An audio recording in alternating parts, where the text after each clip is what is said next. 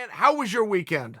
We're just busy. Haley, my daughter, is kind of getting back to racing in NASCAR, so we went to the kart track, battling out at the local kart track in Riverside. So that was fun, And then I've been at the moto track a lot with my son because he's getting ready for some big nationals coming up.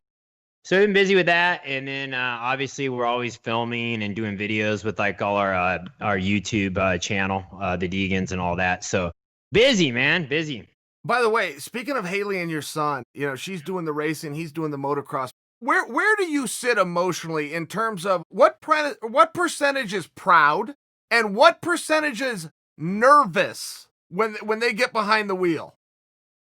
Yeah, with Haley, when she races short track, way I can describe that, in car racing, they go by how long the track is. So when she races under half mile, they don't really get going that fast, maybe 80, 100 by the time they get up on the straightaway. And by the time they get straight, they're turning again because the track's so short. Then you go to the 1.5 tracks. Okay, now they're starting to get into the 150s and a little quicker. The time I got really nervous was when she raced super speedway for the first time, which was Daytona, going 200 miles per hour in the draft. And 18-year-old, still my 18-year-old daughter, I look at her still as my kid, so like I'm nervous. It's very nerve-wracking. And, they're in a roll cage, but still when you're flipping at 200 miles per hour, stuff can start, exploding basically, you know what I'm saying? It's your body, the car. So that makes me real nervous. Moto scares me in general, dude. I don't know why the hell I have my kids riding dirt bikes.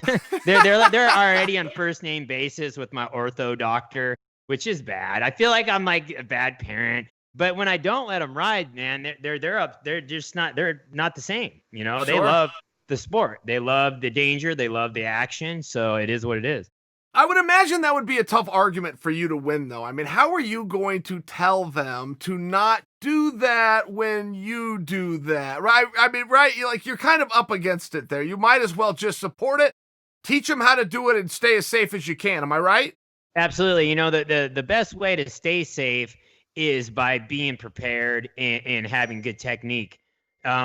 Really, that's what keeps you safe. When my middle son, who's he's at this point not bragging. But he's the best in the world at his age group in motocross. He's won the last so many championships. He's the kid to beat in his age group.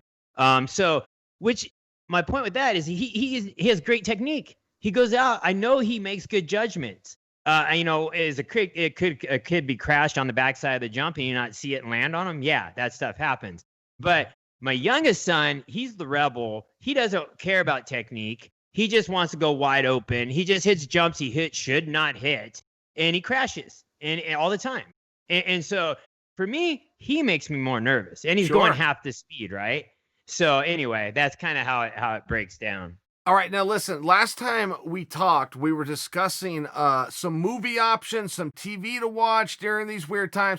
I got one for you. So there's a show called, and it's not new, it's called Long Shot. Have you heard of it or seen it? No. Okay, you got to hear this. Let me tell you the story. You won't even need to watch it. I watched it last night. It's a documentary, but check this out. This guy gets charged. He does a murder, and he's guilty. According to the DA, he is guilty. They've got him. It's in New York. He's got motive. They believe he has opportunity. They don't like his alibi. There's witnesses. Looks just like him. That's him. Lock him up. Throw away the key. Well, the guy's alibi that he couldn't prove, he goes, man, I was at the Dodgers game. I was at the Dodgers game when this happened. Okay, great. Did anybody see you? No, I went by myself. Okay, great. Do you have a ticket stub? No, I threw it away. Put him in handcuffs, throw him away. This alibi sucks. Hold that thought. Guess what was happening that same day at the Dodgers game? Are you familiar with Curb Your Enthusiasm? Larry David. Yeah. Larry David is shooting a scene at the Dodgers game. Now, stay with me on this. Apparently the way that works, anytime I see a scene like that, and I've seen many movies where they're at a football game, a Dodgers game, but it's always sold out, people everywhere, and I just assume those were extras. No. The way that Larry David did this is he set up cameras on like the far side of the stadium that kind of operate like a scope on a rifle, if you will, where they can be 100 yards away but zero right in on him. Microphones, the whole bit. He actually never sought approval. He never got the permits. He was just going to sneak this scene into his show. So he's got hidden cameras that nobody, including Dodger Stadium, knows about. Nobody's sitting by him. He's in a hat with sunglasses, and he goes and works out this show. Well, Larry David hears that this guy is being charged for murder and using the Dodger game as an alibi on the same day that Larry had cameras set up everywhere. So Larry David actually brings in his editing team, breaks down the footage, and sees if they can find this guy. And guess what? Sure as hell, the guy was at the Dodger game. Larry David supplied the camera footage that got this guy exonerated. They released him from jail. True story. All right, you just ruined the movie for me. I ruined the movie, but isn't that fascinating? You gotta be kidding me. Larry David, for this high budget show, tried to get around having to pay whatever you have to pay, snuck cameras in, and cleared a guy of murder. That's an interesting topic. Yeah, that's definitely a rare story for sure. Yeah. I guess it's his lucky day for sure. Yeah, you're not gonna see much of that. Okay, I gotta ask you. I gotta take you into the fight world. By any chance, did you happen to catch Gilbert Burns versus Tyron Woodley over the weekend? I hate to say it, no, and I'm super bummed about that because Woodley was someone I met at NASCAR a few years back through Monster Energy. We were doing some appearance deal, and he was really like, he didn't know me, like, as far as I know, like, he came up and was like, hey, your shirt's crooked, and adjusted my collar, and he was like, he just like seemed like a genuinely nice dude. I don't know. Sure. Unless he was just like checking my chick out or something. I don't know. Unless I'm like, I don't know. But he seemed like a genuinely nice guy. And I was like, so I kind of became a fan. I'm like, yeah, that dude seemed like a pretty cool dude. And I'm bummed I missed the fight. So what happened? Because I see all the highlights. I see everything from on Instagram and all over the place. So what happened? All right, first off, I love that story you just told because that's a very organic moment. And I'm with you. If some guy came up to me that turned out he was a cool guy and he just wanted to straighten my collar out so I looked better, I would also remember him and I would also cheer for him in the future, right? I mean, that's kind of cool. So, okay, Brian, here's the thing. I got to give you the backstory because here's the thing, and you know this about sports too. Like, yes, ultimately, if you want the blue ribbon, you have to beat the competition. But, and there is a but, and there's no excuse making, but it's a reality that you're also looking for personal bests. Track and field does this very well. If you can go out and outrun your own best time, regardless of where you finish in the field, that is to be celebrated. And the reason I tell you that, Tyron Woodley had multiple boxes that he had to check. Okay, the first was he has been out for a year. How is he going to do returning to a 25-minute main event atmosphere, having not done it for a meaningful period of time? And second, the last time he did it, the time before that, the time before that, the time before that, and the time before that, it was for the World Championship. So motivation was also very obvious. This one wasn't. So motivation now becomes a question. In addition, ultimately, are you good enough to beat Gilbert Burns on this specific night under these rule sets? Okay, well, the first two boxes, he checked. He looked great. His condition was on point. He held up for all 25 minutes. He dealt with adversity within 20 seconds of the fight where he was knocked down, his eye was split open, blood's running into his eyeball. He gets up off the canvas and keeps pushing forward. The third box, and what I'm sure he would look at as most importantly, is do you get the blue ribbon? The answer was no. He came out with the silver medal, but it was a great fight. It was also a great story because Gilbert Burns is one of these guys that's so excited. He'd never been in a main event before, Brian. He'd never been in a 5-round fight. He'd never even been locked in there with a former world champion. So the opportunity and the motivation for him was very clear to see. The question is he going to buckle under that? Is that going to be too much pressure? The answer was no. So it was a fantastic night for Gilbert, but it was also a great night for Tyron Woodley. Sports are so cold-hearted that if you don't win, then therefore you have failed. It's like, I don't know about that. I think that Tyron succeeded at 2 of the 3 goals. That's my own opinion. Yeah, and I should probably know more about this, but how is Woodley's record pretty just like, I mean, that's untarnished as far as, I mean, as it's been for a long time? Woodley will go into the Hall of Fame, definitely. Yes, many people have called him perhaps the greatest welterweight ever. Now, when you're in the company of George St. Pierre, you're not going to win that one, but many people have said this. Yes, if you get a win on Tyron Woodley, you are in a very rare club, but Tyron also has to do the hardest possible fights just because of his star power, because of his purse, what they're paying him. I mean, he's got to be a main event fighter. And when you're a main event fighter, you fight other main event guys. It's a tough night out.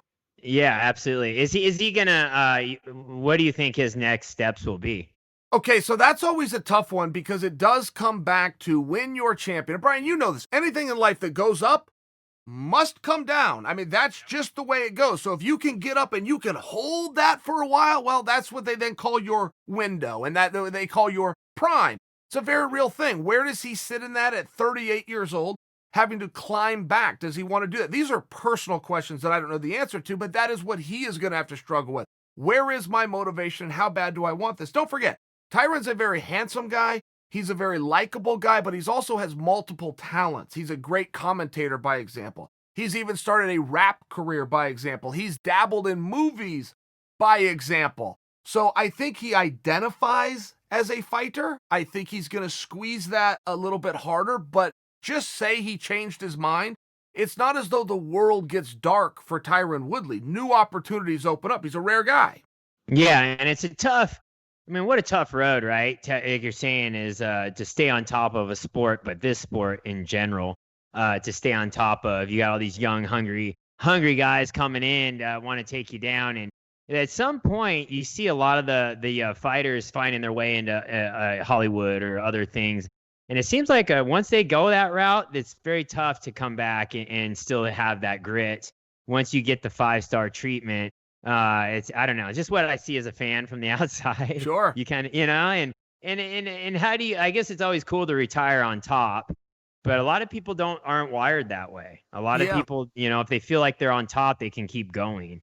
And I see that too. And that fame is a drug, and you got to do whatever you can do to get it, even if it means you got to go turn a bike upside down while defying gravity that weighs 300 pounds as you're doing a 360 for the roar of a crowd, or you got to get locked in a cage. And the only reason I make that comparison is I do think a lot of guys would walk away if they found another drug, if you will, if they found another way to get that attention, get the roar of the crowd, kind of be in the spotlight. I just think Tyron's maybe in a unique spot to be able to do that and will make that transition better than others. Brian, let me ask you something kind of along this same vein. I wanted to ask you this before when we spoke, but when I retired from fighting, that was a lifestyle change. I mean, that was a lifestyle change in terms of just the energy and the calories you burn in a day. So you try to fill that void. For me, lifting a little bit more weights or maybe going on a couple of more walks than I would do before to kind of use some of that energy. Take a guy like, and you have to do that. I mean, I had to do something, a 180 from what I was doing before. I'm not without having to go in and punch and kick another man and take those punches and kicks. But I'm just not going to do this. So I'm going to find something else with my activity. But I find that you've got to be in that same spot. I mean, when you get done, but you still have that drive to go do something, you can't just take the bike out and hit a couple of flips, or do you? Am I wrong about that? Yeah, that's a good question because in our sport, you're either kind of committed or you're not to compete. So if you want to compete, you always have to stay at the highest level. But I guess the way you could break it down, if you just love the sport and you still want to get that rush, I still hit ramps to this day. Like some of the best riders in the world that we work with are still come ride at my house that are competing in X Games. I still dust off the dirt bike and throw my gear on and I go hit the ramp with them. I'll do some of the easier tricks like the seat grabs and the kiss of death, like that, like basically the handstands. Sure. Going upside down is kind of another level. You go, okay. The last time I did a backflip is probably over a year, I'd say a year or two. And there's a big rush with that and a challenge of like, am I still wanting to do that? Am I still wanting to take that risk? And I got to the point in my age that I'm like, I start weighing out way too many options. And I'm like, it's not safe to do that. Like at the end of the day, I can't be going, well, what if? Usually you just go and hit it and do it. And naturally your body is used to it and it just goes for the flow and you flip and you do your tricks. And once you don't do it enough, you lose your edge really quick. That edge of being elite. So that goes away and then it gets dangerous. So for me, I've kind of made a hard choice of do I really need to flip a dirt bike anymore? Like, what am I getting? Like, and I've got this through my head a million That's what I'm times. asking you. You know what? That's what I'm really trying to ask you. And what is the answer? Do you really need to flip a dirt bike, Brian? No. And that's it, right? So I get a rush. I hit the ramps with my buddies. I do some basic tricks. Enough. It's like Tony Hawk. I've had this conversation with him.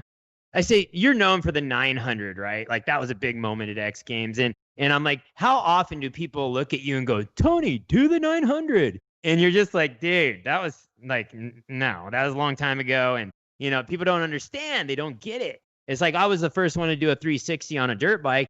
I still to this day have people go, do a 360. I'm like, dude, it's not like that. Right. It's, right? It's Right. not, I don't know. It's hard to probably explain, but at the end of the day, it's like, go win the UFC championship. You're like, yeah, I did that like 10 years ago, man. Like, I already done that, been there. A lot comes with that. A lot more than just having balls. Like a lot more comes with that, like the training, the bike setup, the ramp setup, the dirt has to be right. Like all the things that come into it to make things safe, that, nowadays I don't apply all that because it's all applied to my kids now. And I still love riding dirt bikes. I ride dirt bikes 2 or 3 days a week. I go to the track with my kids. I ride the motocross track. A motocross track's not like a freestyle ramp. It's basically, it's got bumps and jumps and doubles. All the doubles I can pretty much hit usually at any track. Even the pro tracks, I can still ride those. But that's different than hitting flips on a freestyle motocross ramp. Sure. It's 2 different levels. So I still ride a lot because of my kids, and I get to spend that time with them at the track. And it's a killer cardio session. Like I put a heart rate monitor on just so I can show myself that I'm doing something. And my heart rate, stays around 140 to 160 for 20 to 30 minutes at a time. I do that 2 to 3 motos when I go ride 2 or 3 days a week. And that's a good workout. I mean, that's more than I'd ever get, doing anything else. So that's, part of it. Yeah, I get a massive rush. I get anxiety and get mad and angry, and I'm addicted to be around if I don't ride a dirt bike. Really? I respect that. So you know what your outlet is. Now, it's interesting that you bring up the heart rate monitor and what a workout the motocross is. Sports Illustrated about 15 years ago did an article, and they were listing the toughest sport there is to do, tough based on what's the most tiring. What are you going to burn the most calories? You're going to sweat the most and hang in there.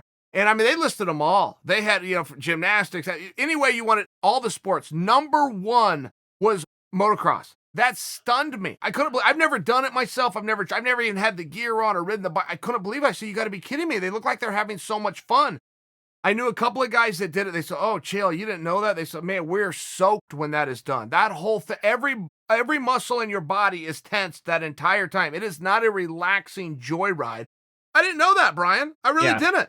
It's massively physically demanding, and it's one of the toughest sports because not just because of the danger, but think about it. You're using a throttle as you're using the front brake, as you're using a clutch, as your left foot shifting, as your right foot's braking. Okay, so you got 5 things going on at once. What other sports do you do that? Sure. Constantly as your body's moving and you're trying to stay in the right position, as you're trying to hit the jumps the right time and hit the turns at the right momentum. Like so much going on at once. So you got to think like that's pretty rare. Like as far as like, as a sport goes, your mind has to be sharp, and I feel like motocross, that's why the window's so short. You go be a pro motocrosser, you're going to 5 years, maybe 10 years max. So, it's very rare to see anyone racing supercross professionally after 30 years old. Sure. So it's, it's a tough sport. By the way, talk to me about cross training for something like that. I mean, how important or is, say, nutrition, by example, say getting runs, running and getting that cardio up. How important is that? Is that even part of it? Or if you want to get in shape, you just go ride a little more? Yeah, well, the story to that is there was an era up until the 90s where, you had Ricky Johnson, Jeff Ward, then it went into Jeremy McGrath, was kind of changed the sport. Those guys were still partying. Jeremy McGrath and Jeff Emig were at the river getting wasted, doing whatever else too on the weekend, when they weren't racing. And then they came this guy named Ricky Carmichael. Okay. And he was this short little kind of chubby dude, when he was young, but he was still badass fast. And then he met a trainer who was a cyclist, Alden Baker, who was this cyclist, like knew everything about cycling's a whole nother level of training. And so like I said, road biking. So he trained Ricky Carmichael, and Carmichael put everything into his training fully, all his cardio and gym sessions and weights and eating right and vitamins and supplements and who knows what else, because they didn't really test for anything back then. Sure. But so you have that plus motos. Most guys just did motos. When I say motos, a pro usually just goes to the track 2 to 3 days a week, and he does motos, like 2 motos a day, which is like 2 40-minute sessions where your mechanic gives you a lap time every lap, and you try to match that lap time every lap, if not beat it. And you do that twice for 40 minutes because that's what they race. When they race, that's what you do with 2 motos to race a national for outdoors. Supercross is one main event, a 20-minute main event. It's a different style, but you really want to be ready for the outdoors. So my point with that is you do 2 to 3 days a week of motos, and that was it. That's what the old pros used to do. And now Ricky took it to another level, and he smoked all those guys. Now that's the level. Now guys are like have these gnarly trainers that, they're training. When they're done riding dirt bikes at 1 o'clock, they eat lunch and they go to the gym from like 3 to 5 or 6. And they're doing, like all the style training that you see, probably a lot of even the fighters do, So, I mean, it's a big time into training for sure. Okay, so you're talking about training right now. Talk to me about coaching. By example, in my life, I've never, hey, what do you do? And the guy goes, oh, I coach motocross. But I mean, is that a lot of you get out there, you see somebody else do it, you figure it out, you work on your own body? Or do you have a coach that will sit down, analyze, tell you where your weight needs to go, tell you how to hit this, tell you to speed up here, slow down there, sit down, break down tapes with you? What is coaching like in motocross?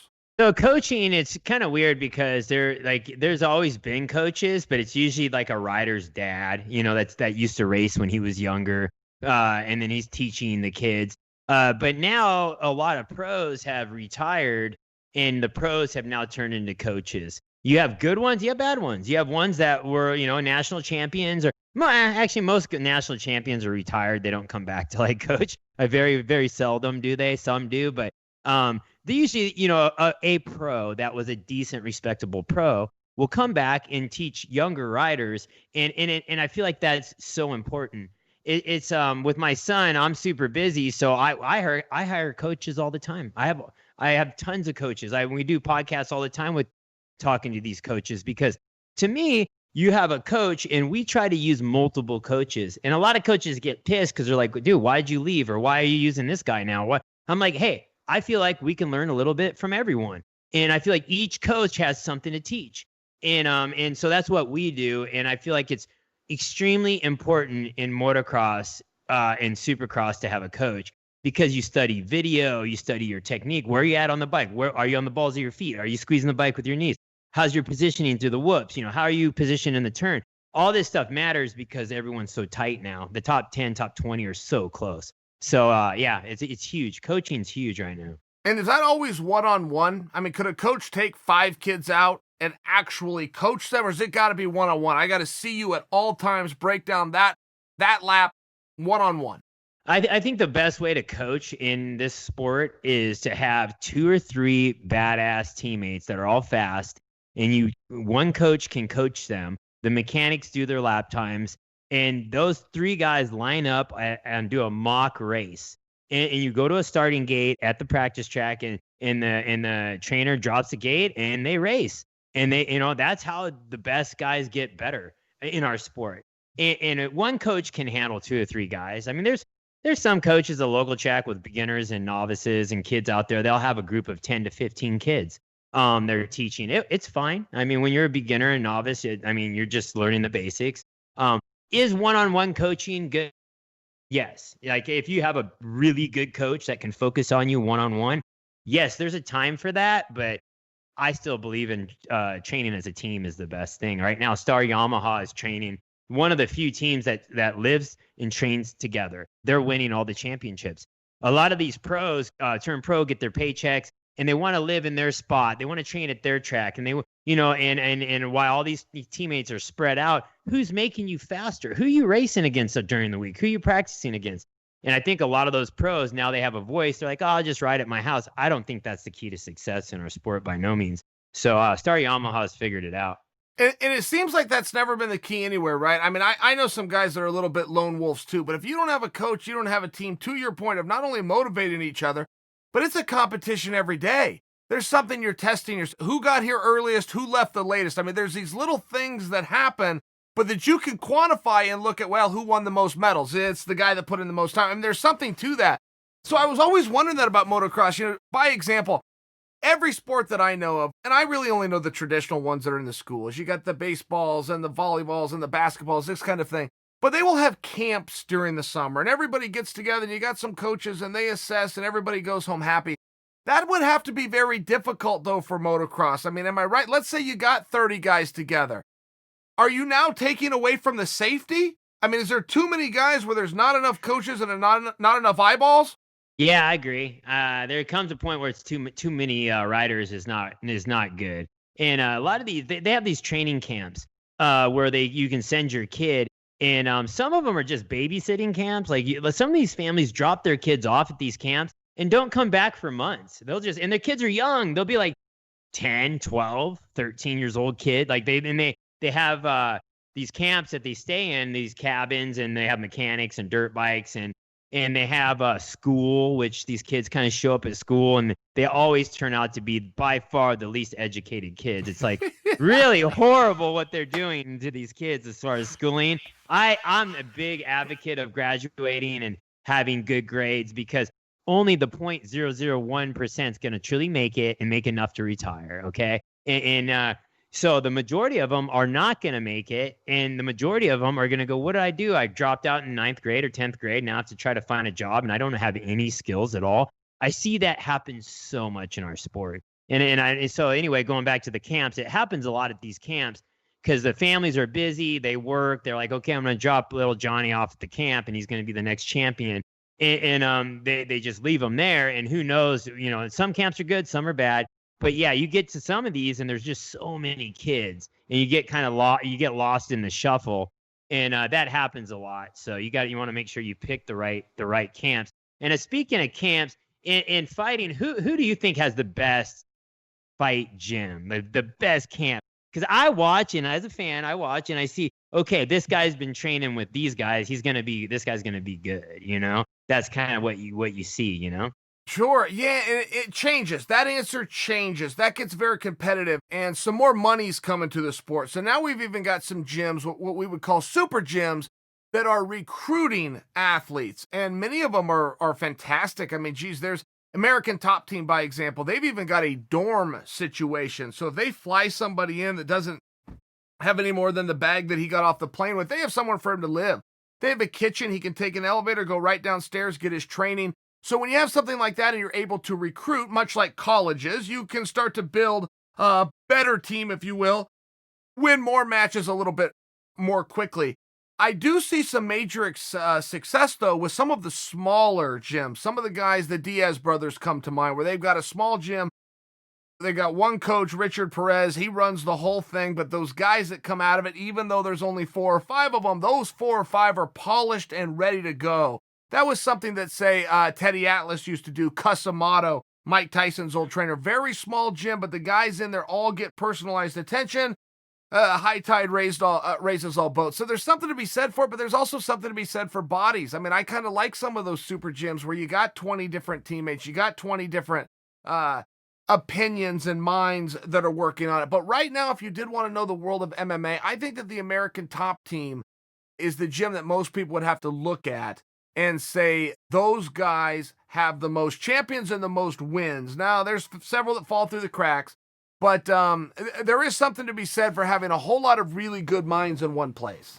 Yeah. All right. So yeah, I was trying to, because that's obviously one of the more popular names you hear out there, and so they are recruiting. Like, oh, I hear this one kid in Brazil is really good. Let's call him and get him over here and train him up, and he can represent, and we'll find him his deals and find him his. That's cool. I didn't even realize that was happening. Yeah, a guy named Dan Lambert owns that, and Lambert is never looking for a return on his investment. He is just truly passionate about the sport. He's passionate about helping people. He's passionate about being along for the ride.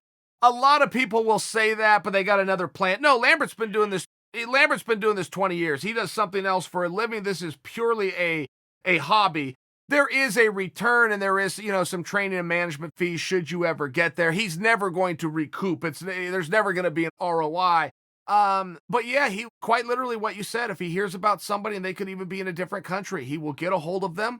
He will explain you're welcome out here. We'll take care of all your training, represent us, wear our t-shirts he gets a real pride in that.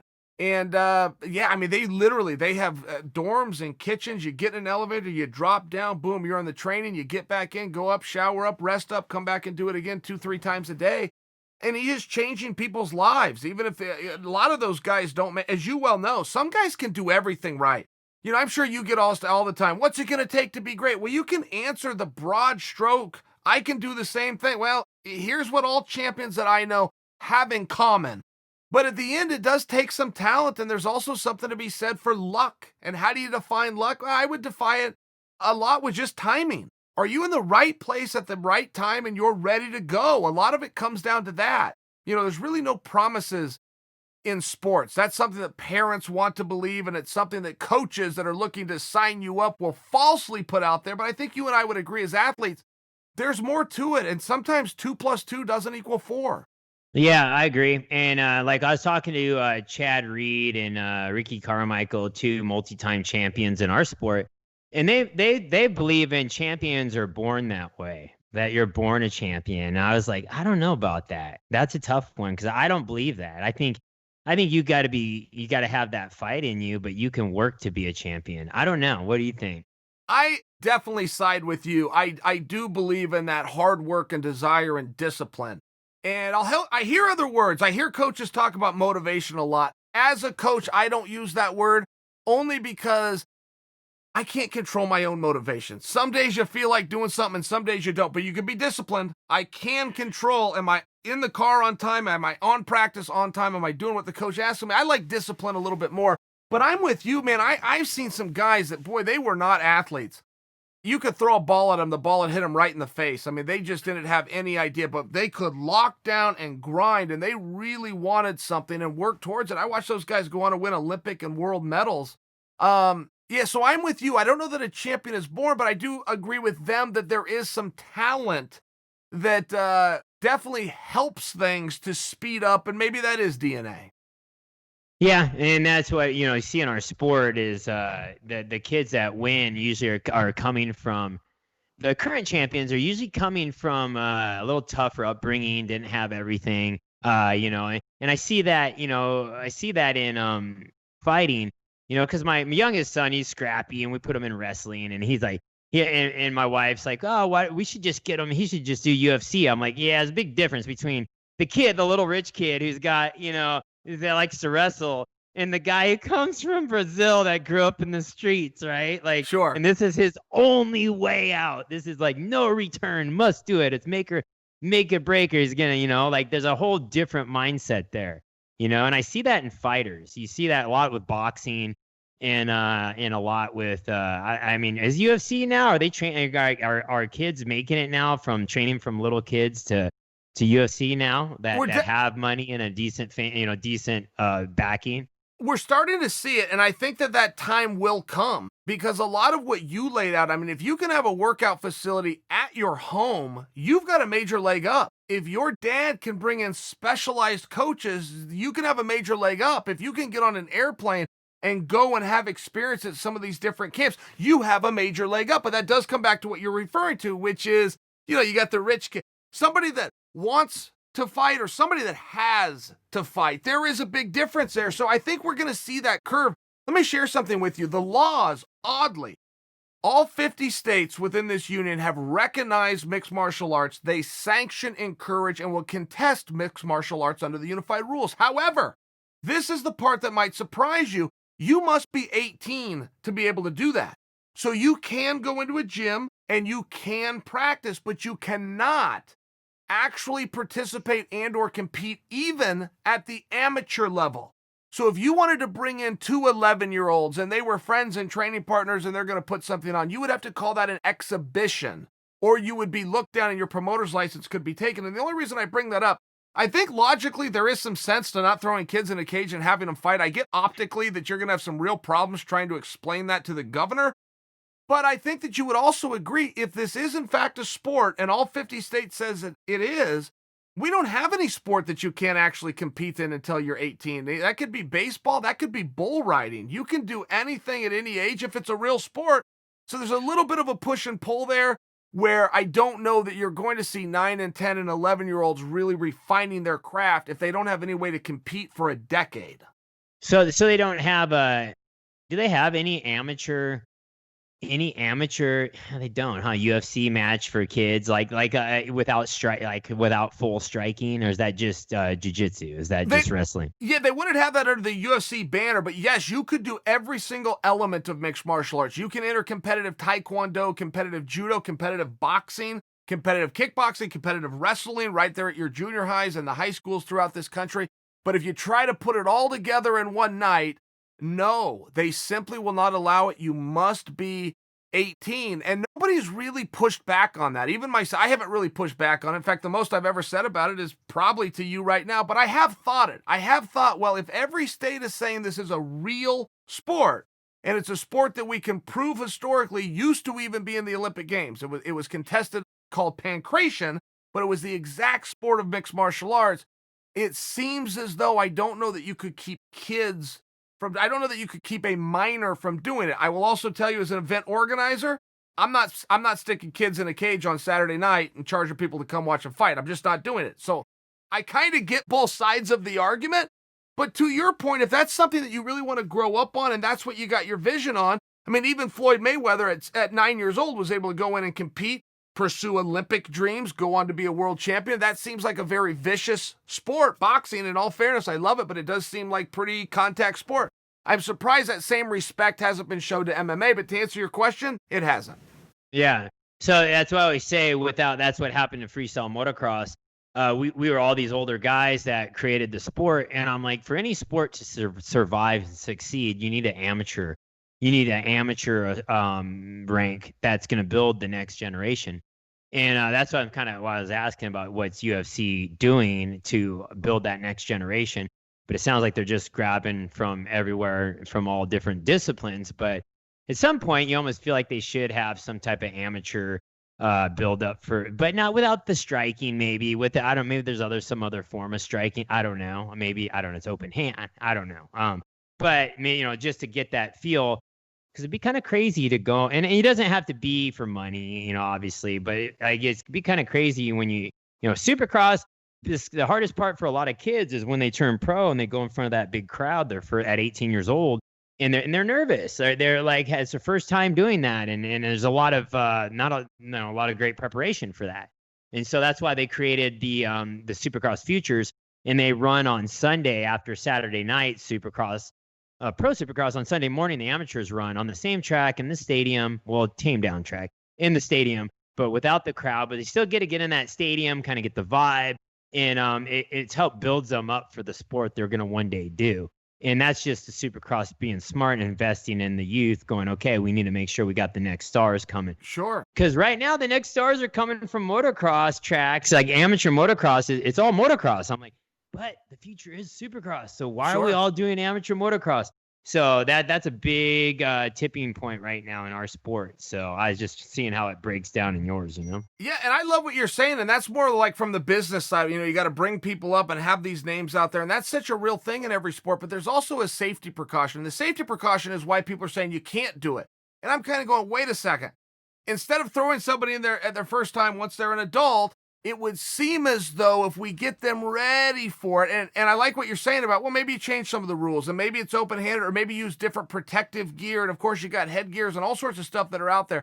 It would seem as though perhaps there's a better way to do it, and these guys are allowed to practice. They can join gyms, they can practice, they can go full bore, whatever the coach says. So we do have insurance mechanisms in place and ways to keep them safe, but it would seem as though, but who's going to do that if I don't actually get to compete? And I think the parents have a lot to do with that, Brian. In all fairness, and parents want to see their kid compete. They want to see them do well. They'd love to see their picture in the paper. It just seems like maybe that's one aspect the sport of MMA has overlooked, and perhaps somebody does need to start advocating for competitions for use, putting in what you and I are talking about. Of course, we want safety. We want good optics. Yeah, for sure. I think I just feel like I said is, if you look at baseball and football and I mean, look at the youth programs to build up kids to be in those sports. Look at I mean, to be a top football player, baseball player. I mean, think of like what you have to do to rise above all the rest that are trying. I mean, there's so many kids that are trying those sports, and it's something to say, if you can be the cream of the crop in those sports, because there's just so many. But their amateur programs are really good, and so yeah, I don't know. I just kind of see that, but UFC, I don't know how UFC hasn't been around, like as long as a lot of those other sports. Sure. So. Oh yeah. Oh, and boy, what a good gig if you can get it, man. If you can go through life playing baseball, I mean, you got it made, right? You learn one position, you get it down, you're with your buddies, you're traveling, it rains, you don't play, you still get paid.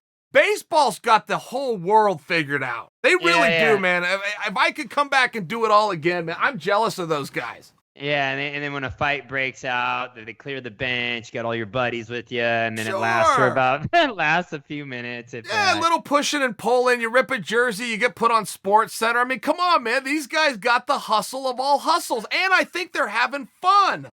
Yeah. I would say it looks like it, yeah. I don't know. I'm more of an action guy. Like, I think I would get bored sitting on the bench that long. I didn't last but one season in baseball, probably because I just sucked at it, but overall was just, it's just like I can't sit around. I'm not very good at doing that, but yeah, it was pretty cool. So I was able to talk to Rich Franklin the other day, which I've never talked to him before. Great dude. I just, and I thought, man, I talked to him for a few hours on his one fight deal there. I guess he's in Singapore, correct? Yep. I mean, that's I was just kind of learning about that, but I thought, man, that dude, we're like the same age, and we came up in the same style. He was like, yeah, UFC was just kind of starting, and we were these guys that were just kind of help creating this movement. And I mean, exactly what we were doing in freestyle motocross. We were just creating this movement. There wasn't really any money in it. We were just, just hoping, like, and not really hoping. We were just enjoying it. And the money started coming after so many years.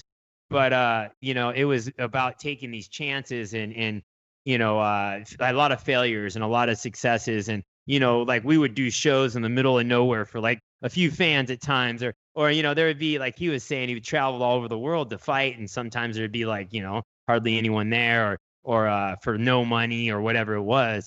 But it was kind of cool talking to him, seeing the similarities there. And that guy being a teacher and kind of a different backstory, right? Like, very much. Weird. Oh, Franklin is one of the few guys that you'll meet that he's not a meathead, not in the least. I mean, he's a very calm, he's a very nice, he's polite, he's got a head on his shoulders. To your point, it wasn't just a teacher, he was a math teacher. I mean, that's a pretty tough subject, right?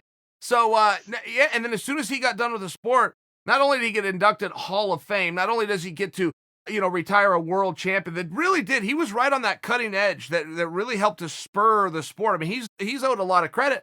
But he then goes and he's working in the front office, as you put, in Singapore for this promotion called ONE FC, which apparently in that part of the world really does a great job. People love it. So, yeah, and see, I didn't know a lot about it, but it looks like it's he's got a pretty good gig going there. But, that was kind of my era as a fan when I was watching, like, with the Liddell and Tito and all that kind of vibe, like that era, And sure. I thought that was kind of cool watching the fights, and they took their time to like break the fights up back then. It looked like they weren't like in a big rush to like save the other guy. Like, I don't know when that started, but like back then it didn't look like they're in any big rush to stop the fight. They thought that was cool. Like there was a point in the sport where that was a cool thing to let the athlete decide. What they finally caught on is when the athlete is covered up and not throwing punches back, that's his way of letting you know, make the decision. Let me save my pride, but you call this fight. So you're right. There was a little bit of a slow burn till we got to where we are now.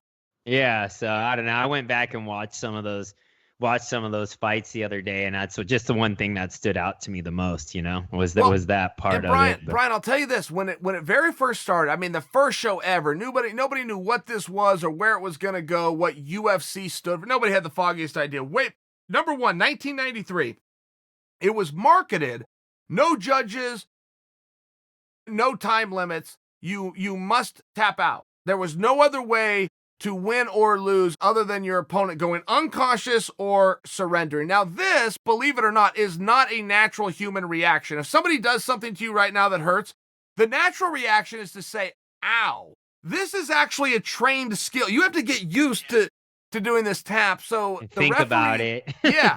The referee at the time is the great John McCarthy, still to this day the most respected ref of all time. He was also a police officer from Los Angeles. So when he's in there and a guy is getting absolutely pummeled, he stops the fight and calls it a TKO. And the promoter ran up to him and started yelling at John through the fence. We don't stop fights. We don't unconscious or they tap out. John said, then get another ref. That's not what I do. This is, if you want this to be a sport and you want me to do it, I save guys when they're in trouble. And the promoter just looked at him and goes, okay, you're right. But that's how that rule got started. It was not done by leadership or a commission, which didn't even exist at the time. It was done by a referee, John McCarthy, who had courage and knew what he was seeing and protected somebody. That's cool. Yeah, I agree. I've never really thought about that too much, but yeah, as you're getting pounded and you're just like probably at that last bit of whatever, trying to survive, you're not like, here, let me tap real quick. Sure. Or you get put in positions. There's some positions where if you tap out in this sport, you get teased for whatever reason. You're not allowed to tap out to strikes. I mean, this is ridiculous. You get out for any damn, when you're beat, you're beat. But there's a certain thing here. So, guys do need to go, hey, ref, I've got my pride. You know how this works, but you're the adult in the room. You're the licensed adult. If you see something, get me to the back in one piece.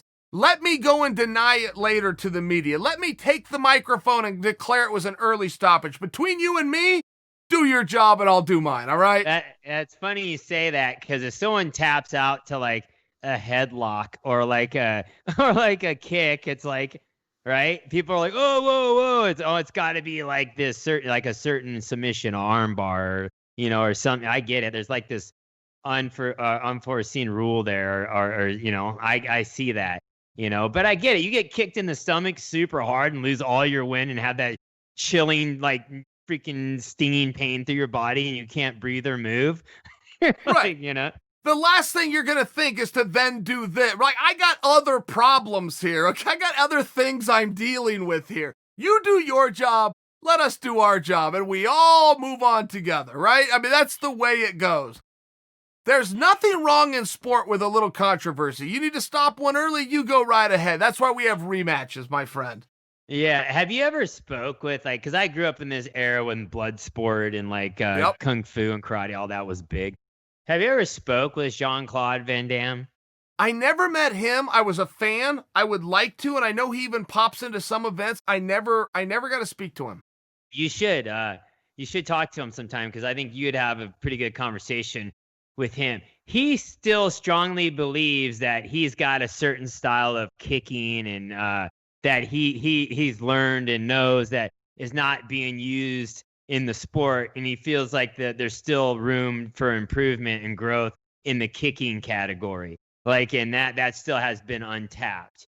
Do you feel like there's still area there? Well, I'm always open to learning. And I mean, even a broken clock is right twice a day. So I would not dismiss Jean-Claude, but I do think that one of the things that some of the guys that believed they had a skill, and then they watched the actual competitions with the best guys in the world that are refined, that have practiced, that have been exposed to everything, when they don't see that skill being used, they default falsely to that's because it's a secret and they haven't been shown it, as opposed to making the reasonable deduction of those moves don't work in real competition, and these two guys are proof of that. There always does seem to be a mistake. I worked a lot with boxing coaches, different boxing coaches, and every boxing coach on day one will come in and say the same two things, which is, first off, you got to use more of a jab and you got to go to the body. These are great boxing techniques, and MMA guys don't do it. Now, once that boxing coach sees MMA over a period of time, he realizes with a 4-ounce glove, it doesn't make any sense to pepper a guy. Just step in with the power right away. And if you dip to go to the body, the guy grabs you and knees you in the mouth. So it's one of those things where you have to see and then understand this is its own sport. And I wouldn't deny that Jean-Claude likely has good kicks. He certainly has good flexibility.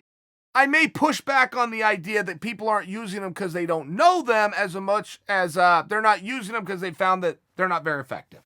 Okay. Yeah, that was that. Yeah, I guess that's what I was wondering there. It's a little different because I watched like watching some of the first UFCs. You see when they would match up the karate guy against the wrestling guy, or to where Yep. like that kata stance and kick didn't quite pan out like he thought it was gonna.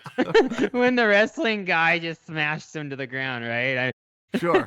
I think that I think I almost feel like UFC, in my eyes, almost like unfolded and took the veil off of what karate is. Like, I don't know karate that great. I know there's a lot of history to it and this that. But I think every kid when they were younger thought, okay, I take karate, I'm gonna be the baddest dude in school, right? Like, Yep. when really probably the wrestler kid was probably, now you see, it was probably really the tougher kid in school, right? Like, and I look at it and thinking of all these katas they would teach and all this. And then they actually had that discipline in the first UFCs, and those were kind of the first dudes to get waxed. Like, Yeah. it seemed like. Hey, I was surprised about that too. And I was in college at the time. I had no idea I had a skill from wrestling. No one ever called wrestling a martial art. You never turned on a movie from Hollywood and the tough guy was the wrestler. Never. I'm with you. It was always the karate. It was the Van Damme. It was the Seagal. It was the Chuck Norris. And those things seep into your mind, man. That perception became reality. And that was a surprise for me. I really was into that early day when it was Aikido versus Judo. It was these two different styles because none of us knew. Nobody knew. It was all theory and philosophy. And now you've got one sport of just MMA, which is its own thing. But I'm with you on that. I also didn't know. I also saw, I was the best wrestler around. I also sidestepped to the football player that could bench press more than I could. I thought that mattered. We all did. Yeah, that was the big thing in high school for sure. It was the bench press tough guy. Sure. That was always the big Oh, thing. I believe, man, I worked on that bench press so damn much just because people did respect. I mean, that was a real man. That guy got up 225. That's two big wheels on each side. We better do it his way. That was a real thing. Oh yeah. No, I remember in high school I was got in a fight at school, and anyway, the kid wanted to fight again after school, and the kid was in the gym like bench pressing all this weight, and it was like the talk of the school. The kid put up 4 plates. This kid's gonna kill you, like, and it was so funny. And I look back, and I remember going home, and my older brother. And the kid shows up at my front door with the whole school, basically. This is how the small towns work. And my brother's like, you better get your ass out there.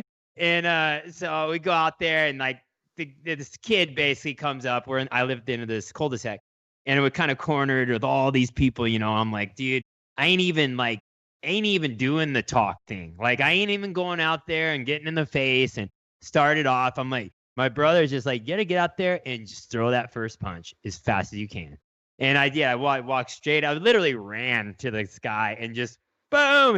And we just started fighting, rolling on the ground and this, that. Ended up kicking the dude's ass, which was, thankfully I did because the whole school was watching. Sure. And then that was kind of it. From that point, it was kind of like, okay, I didn't have to do too much more fighting, but in school, but it was funny. Because the bench press thing, I'll never forget it. I was like, that was like the thing, like that everyone talked about. And we were in Nebraska, right? This is definitely the podunk small town school, but it was funny. Yeah, and by the way, I agree with you on that. So many people, first off, the talking is part of it, and then people are really big into who threw the first punch. Make sure he throws the first punch. Excuse me, when he showed up at my house and called me, the fight started. I'll go ahead and throw. He started this first punch business. As soon as he's within arm's reach and he looks like he's upset, the fight started. You might as well get that first one off and hope you get the second one off too. Exactly. That's good advice right there. Yeah, and nowadays in school, because they're so anti-fighting in school now, where high school back in our day, that's how you solved it, right? You just after school, meet at the park, and you guys are fight and move on. And so that nowadays though, if you get in a fight, you both are in trouble. That's like, they don't care who threw the first punch anymore. So be the first punch. Like, you might as well get it done, right? Either way, you're getting suspended, right? You want suspended with a bloody nose or right? I mean, these are your options. No, it's funny. Yeah, when you think back of like, yeah, even the early days of high school, the high school fights were even different. But for sure. All right, Brian, I got to tell you, buddy, this was fun. I have looked forward to talking to you. Do you have anything you want to get off your chest? Oh, by the way, I might mention to you, you kind of undersold my Larry David story. That was a great story I brought to you. That's an incredible story that Larry David had footage and got a guy off a murder rap. I feel like you kind of owe me a thank you. Hey, thanks. A little bit more appreciation. I need to see it first. I need to see it. Is it a documentary or a movie? Documentary. Okay. All right. Larry, a little more credit there. Larry participates. Jerry Seinfeld participates. Like in a green room, they're telling the story. Yeah, we knew we had this. And what are the chances we'll see this guy with 40,000 people? We had the guy. Larry actually has to pass the guy at one point. Like Larry goes and gets a hot dog or something, and he like has to come back. And it's the guy that stands up and moves so Larry can get to his seat. I mean, it was a 1 in a million. It was a long shot. Long shot. He had the guy. The guy would be in jail right now. The DA was convinced it's him. Dude was telling the truth. He was at the game. You know how many people, imagine how many people are in jail that are like that, live that innocent story. That's got to be just gnarly, you know? Hey, Brian, this one was just as disgusting. Once the DA gets confronted with the fact that the dude told the truth and is on video, the DA said, I don't believe that's him. I believe that's someone that just resembles him, but it's good enough. I guess I'll let it go. The DA still publicly would not concede. They dropped the charges, but publicly would not concede they got it wrong. I mean, come on, man. Have some balls. Yeah, right. And I think you probably know enough. Like the DAs, they always have to get some form of a win, right? There's never going to be just like, drop it. Never admit defeat, right? I mean, politics 101, but that's a little bit dirty, man. You're going to put a guy in prison just because you don't want to admit you were wrong? Come on, man. Come on, be a man.